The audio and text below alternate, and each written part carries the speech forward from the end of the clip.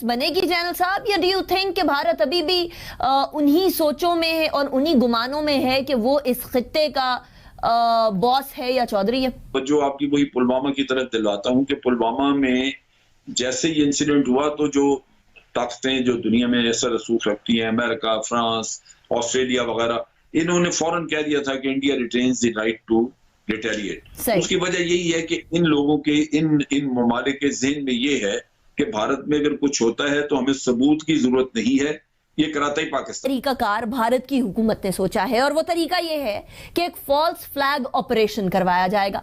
उस false flag operation का नाम with in 5 to 10 minutes Pakistan के ऊपर दाग दिया जाएगा और उसके बाद फिर एलओसी के ऊपर कशीदगी बढ़ाई जाएगी या अपना पहले एक भोंडा सर्जिकल स्ट्राइक का ड्रामा एक बार फिर रचाया जाएगा। ऐसे में नरेंद्र मोदी और भारत जहां किसी को छींक भी आ जाए फौरी तौर पर पाकिस्तान पर इल्जाम लगा देती है। जहां छोटे से बड़ा कोई भी वाकया या सानेहा हो, विद इन 5 मिनट्स उसका इल्जाम पाकिस्तान के ऊपर धर दिया जाता है। किस तरीके से अपनी साख को बचाया जाए, किस तरीके से एक बार फिर इंतखाबात के अंदर बीजेपी को जितवाया जाए। एक ऐसा मुल्क जहां इंतखाबात ही पाकिस्तान मुखालिफ नारों की बेसिस के ऊपर जीते जाते हैं, वो पाकिस्तान के खिलाफ कोई कार्रवाई करने का ड्रामा करने के अलावा और कर भी क्या सकता है। लेकिन ये बात पाकिस्तान को भी मालूम है और ऑफ कोर्स हमें अपने जराए के जरिए से मालूम हुई और इसके साथ साथ पाकिस्तान इंटरनेशनल कम्युनिटी के सामने भी रख रहा है।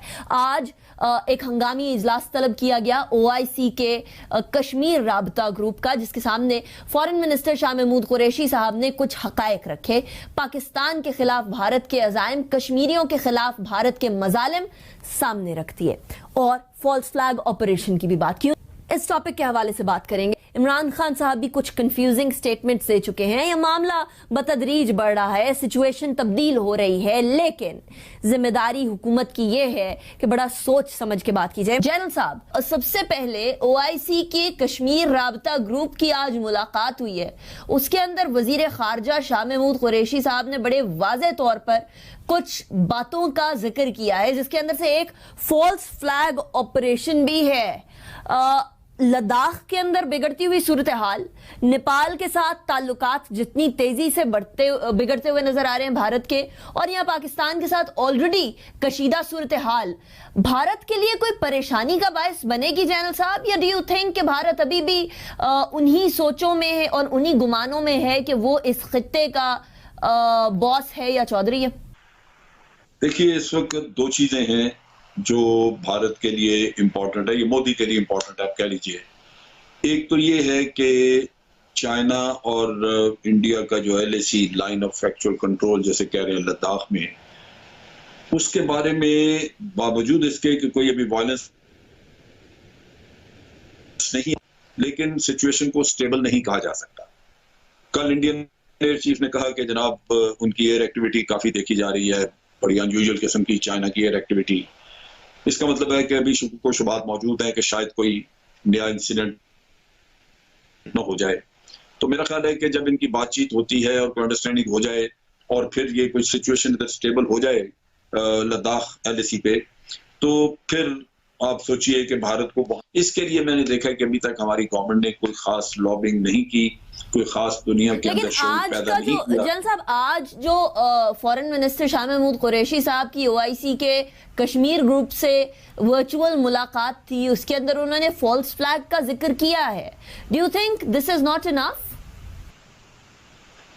मेरा ख्याल है ये एक बेहतर है कि उन्होंने जिक्र किया, अच्छी बात है, लेकिन इसकी वजाहत करनी चाहिए। एक्चुअली ये सारी चीजें ऐसे हैं कि पाकिस्तान तो हमेशा से ही कहता है कि फॉल्स फ्लैग, मतलब हम बहुत अरसे से कह रहे हैं, लेकिन मैं तवज्जो आपकी वही पुलवामा की तरफ दिलवाता हूं कि पुलवामा में जैसे ये इंसिडेंट हुआ तो जो ताकतें जो दुनिया में असर रसूख रखती हैं, अमेरिका, फ्रांस, ऑस्ट्रेलिया वगैरह, इन्होंने फौरन कह दिया था कि India retains the right to retaliate. उसकी वजह यही है कि इन लोगों के इन ममालिक के ज़हन में ये है कि भारत में अगर कुछ होता है तो हमें सबूत की जरूरत नहीं है, ये कराता ही पाकिस्तान। यानी इस हद तक उनको इस चीज पे यकीन हो चुका हो। चुनाचे यहाँ बड़ा जरूरी है कि आप पुलवामा का किस्सा ले लें या उड़ी का ले लें, इसमें जो झूठ है वो खोल के दुनिया के सामने लाना चाहिए। उसमें हम मेहनत नहीं करते ताकि पता लग जाए कि पहले जो हो चुका है वो भी कुकड अप था, वो भारत की इंटेलिजेंस एजेंसी कराती रही, कोई सबूत ऐसा नहीं था जहां पाकिस्तानी को मुलव्वस हो। राइट। और अब भी तो ये, वरना भारत के हौसले बुलंद है इस नुक्ता निगाह से कि पाकिस्तान के खिलाफ उसको इंटरनेशनल लेजिटिमेसी मिली हुई है। उन्होंने कहा ही हुआ है कि जनाब आप you have the right to retaliate, और वो राइट इसीलिए है कि दुनिया समझती है कि हम ये करवाते हैं। सो हमें दुनिया को कायल करने की जरूरत है। ये सरसरी जिक्र करना कि ये फॉल्स फ्लैग ऑपरेशन करेंगे वो काफी नहीं है। सही। राइट जनरल साहब, कामरान मैं आपकी तरफ आऊंगी। फॉरेन मिनिस्टर की जो कश्मीर राबता ग्रुप OIC का है, उसकी बातचीत जो गुफ्तगू की है उन्होंने, उसके अंदर आपको ऐसा महसूस होता है कि OIC रेसिप्रोकेट करेगा?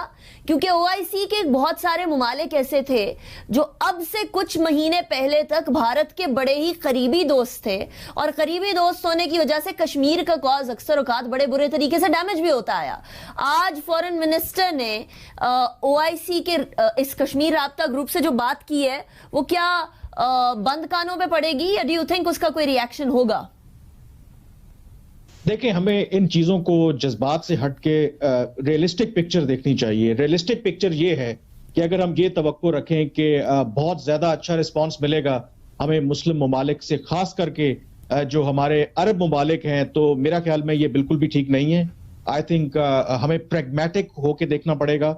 मतलब स्टेटमेंट तो आपको नजर आएगा, मतलब ये टर्की, मलेशिया या इस तरह के ममालिक आपको पब्लिकली फोर्सफुली कहते हुए नजर आएंगे, लेकिन कलेक्टिवली बाकी जो इस्लामी मुल्क हैं वो आपका उस तरीके से साथ देंगे जिस तरह से हम चाहते हैं।